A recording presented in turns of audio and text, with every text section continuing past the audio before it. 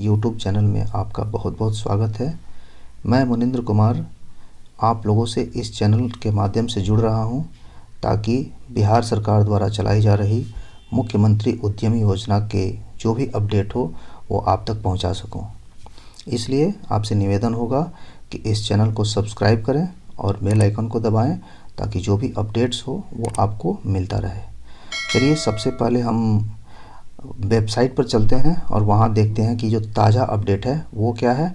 उसके बाद आज जो भी बातें करनी है वो की जाएगी। नवीनतम गतिविधियों पर जाएंगे, वहाँ हम देखते हैं कि आज 2 अपडेट आई है। ये कल के डेट में अपडेट आई थी।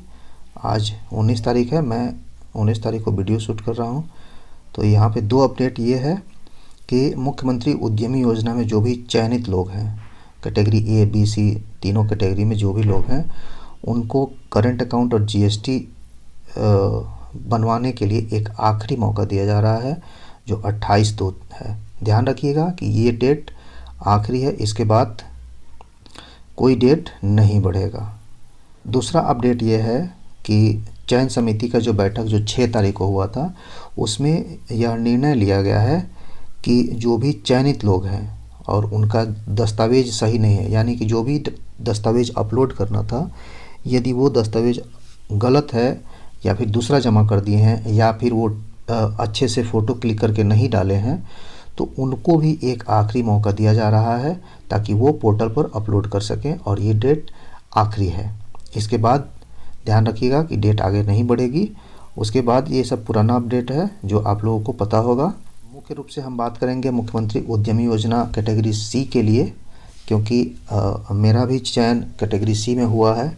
तो जो भी मुझे अपडेट मिलेगी, जानकारी मिलेगी, मैं कोशिश करूंगा कि आपके साथ साझा करूं और हम सब साथ मिलकर इस बिहार सरकार का जो मुहिम है, जो रोज़गार के क्षेत्र में उद्यमियों को, उद्यमिता को बढ़ावा दिया जा रहा है ताकि लोगों को रोज़गार प्रोवाइड करा सकें, उसके लिए जुड़कर काम करेंगे और उम्मीद है कि हम इसमें सफलता ज़रूर प्राप्त करेंगे। कुछ दोस्तों का सवाल था, चलिए उस सवाल को ले लेते हैं कि उनका क्या कन्फ्यूजन था, क्या सवाल था। उस सवाल का जवाब जानने का प्रयास था। विक्रांत कुमार, उन्होंने सवाल किया था कि अभी हाल ही में सभी को कॉल आया था, हमको नहीं आया।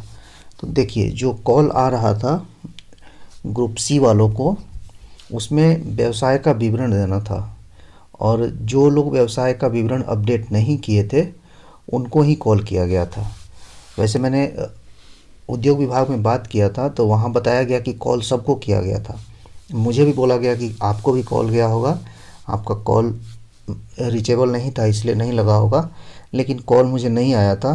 तो मुझे लगता है कि उन्हीं लोगों को सिर्फ कॉल किया गया है जो लोग व्यवसाय का विवरण अपडेट नहीं किए थे।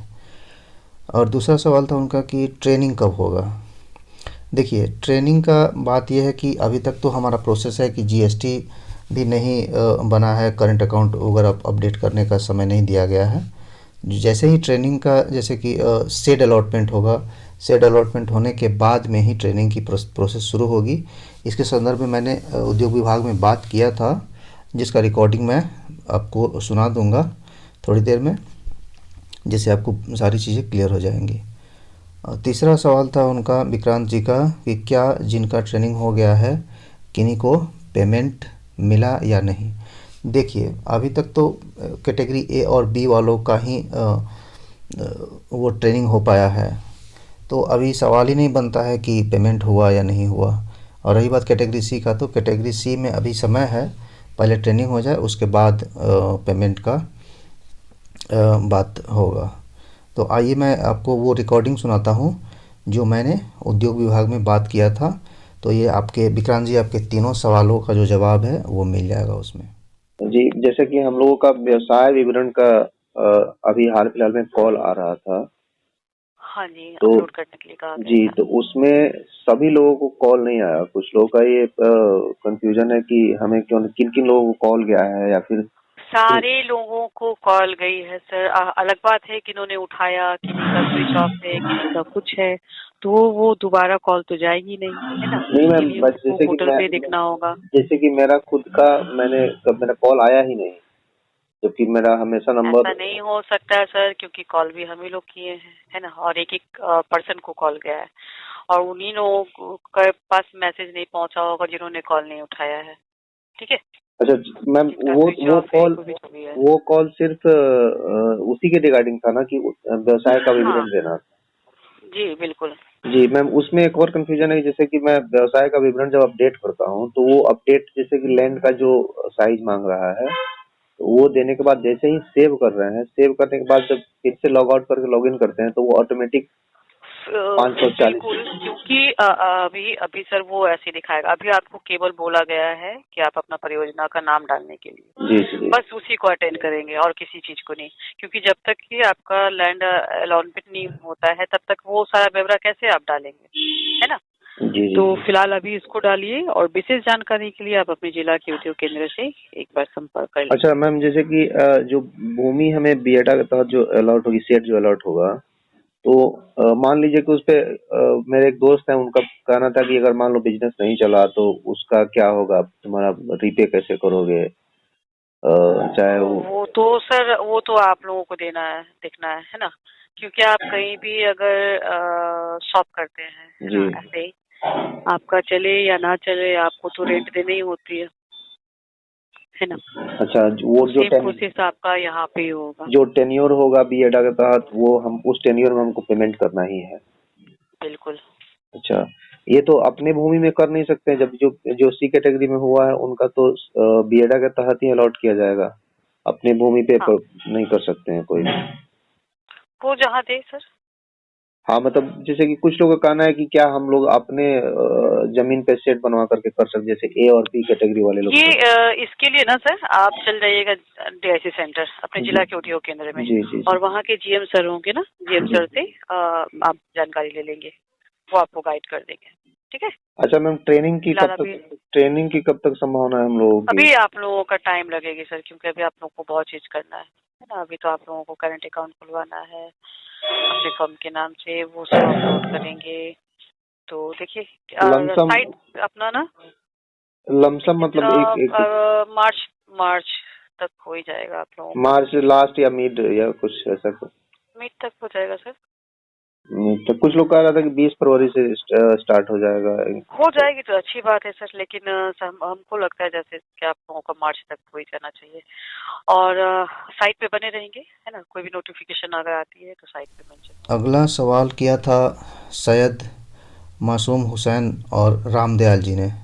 जी, इन लोगों का सवाल था कि अगर हम लोग बीएडा के तहत अपने पैसे से सेट बनवाएं और यदि बिजनेस नहीं चला तो क्या होगा, सेट बिकेगा या पैसा डूब जाएगा या किसी को किराए पर दे सकते हैं।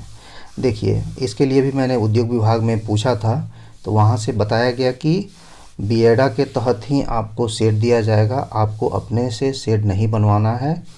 और रही बात बिजनेस नहीं चलने की, तो देखिए सबसे पहले आप अपने मन में नेगेटिविटी मत लाइए कि बिजनेस नहीं चलेगा।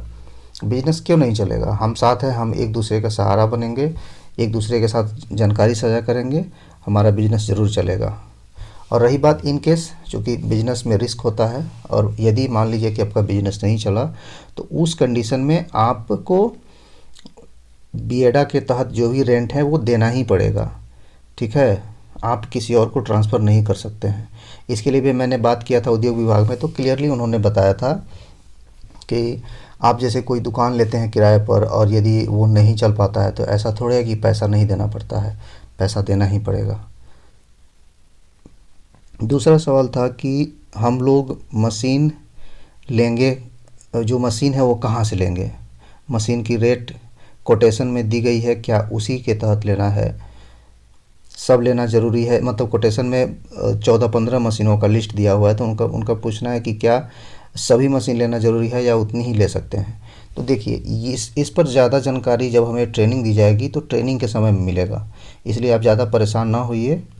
और कोटेशन में चूँकि बहुत ही मैंने भी देखा था, उस पर एक मैं डिटेल वीडियो इसके बाद लाऊंगा, लेकिन कोटेशन के हिसाब से नहीं, आप अपने ज़रूरत के हिसाब से मशीन लेंगे और इसकी विशेष जानकारी ट्रेनिंग के समय में दी जाएगी, चूँकि ट्रेनिंग में यही सारी बातें बताई जाएंगी। और तीसरा सवाल था कि क्या शेड खुद की ज़मीन पर या किसी रिश्तेदार की ज़मीन पर बना सकते हैं। देखिए, कैटेगरी ए और बी वालों को अपने ज़मीन पर ही शेड बनाना है, उनके अपने ज़मीन पर। लेकिन जो कैटेगरी सी है उसमें क्लियरली है कि आप बीएडा के तहत ही आपको शेड बनवा करके दिया जाएगा। यदि आपको खुद से शेड बनवाना था तो आपको कैटेगरी ए और बी में अप्लाई करना चाहिए। यदि आपने कैटेगरी सी में अप्लाई किया है तो आपको शेड सरकार बनवा करके देगी। इसमें आप अपनी ज़मीन पर या रिश्तेदार की ज़मीन पर नहीं बना सकते हैं। इसके संदर्भ में भी मैंने उद्योग विभाग से बात किया था, तो वहाँ बताया गया कि आप एक बार जिला उद्योग केंद्र में बात करिए, वहाँ पे आपको बताया जाएगा। मान लीजिए कि बीएडा में हम कैटेगरी सी के तहत मेरा सिलेक्शन हुआ है, अच्छा। तो बीएडा में जैसे कि जो मिलेगा हम लोगों को शेड अलॉट किया जाएगा बीएडा के तहत।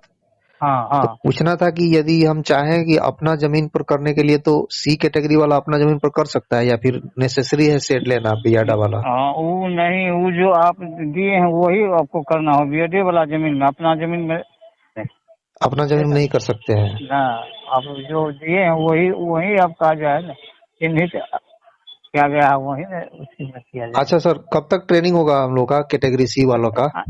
ठीक वाला अगर आपको मोबाइल नंबर पर वहाँ से आएगा फोन, समझे ना? अच्छा जी। उस डेट में आपको वहाँ या बेतिया में हो या पटना, दो जगह भी हो रहा है। अगला सवाल ये है कि आखिर कैटेगरी सी वालों के लिए इतना लेट क्यों हो रहा है? क्योंकि बीएडा के तहत शेड सरकार बनवा करके दे रही है, तो शेड बनवाने में समय लगेगा। और मेरा जहाँ तक अनुमान है कि कैटेगरी ए और बी वालों को ट्रेनिंग अभी चल रहा है, ट्रेनिंग होगा। ट्रेनिंग होने के बाद में उनको पैसा आएगा, फिर वो शेड बनवाएंगे। लेकिन हमारे लिए कैटेगरी सी वालों के लिए क्या है कि सरकार खुद ही शेड बनवा रही है बीएडा के तहत, और वहाँ पे काफ़ी क्रांतिकारी ढंग से काम चल रहा है। जैसा कि आप वीडियो में देख रहे होंगे, ये कुमारबाग जो इंडस्ट्रियल एरिया है, बीएडा के तहत जो नया ज़मीन एक्वायर करके शेड बनवाया जा रहा है। और यहाँ भी बेतिया के डीएम एवरी अल्टरनेट डे पर जा कर के वो डायरेक्ट मॉनिटरिंग कर रहे हैं। और पटना के भी उद्योग केंद्र में, जैसे कि आप ये फ़ोटो में देख रहे होंगे, वहाँ भी संदीप पौंडिक सर है, पंकज दीक्षित सर है, ये लोग डायरेक्ट जा कर के बात कर रहे हैं, देख रहे हैं कि शेड का कहाँ कहाँ काम हुआ। तो सरकार भी इस चीज़ पे ध्यान दे रही है और काफ़ी प्रोसेस तेज़ चल रहा है। तो कैटेगरी ए और बी वालों से पहले ही हमारा शेड मिल जाएगा। चलिए साथियों, आज के वीडियो में बस इतना ही। अगर आप लोगों को इसके अलावा और भी कुछ जानकारी चाहिए होगी तो आप कमेंट कीजिएगा, मैं कमेंट में उसका जवाब देने की कोशिश करूँगा। और हमारा अगला वीडियो जो होगा, जो कोटेशन सरकार द्वारा दिया गया है, जो डीपीआर दिया गया है, डीपीआर का मॉडल दिया गया है, उस पर मैं वीडियो लाऊंगा।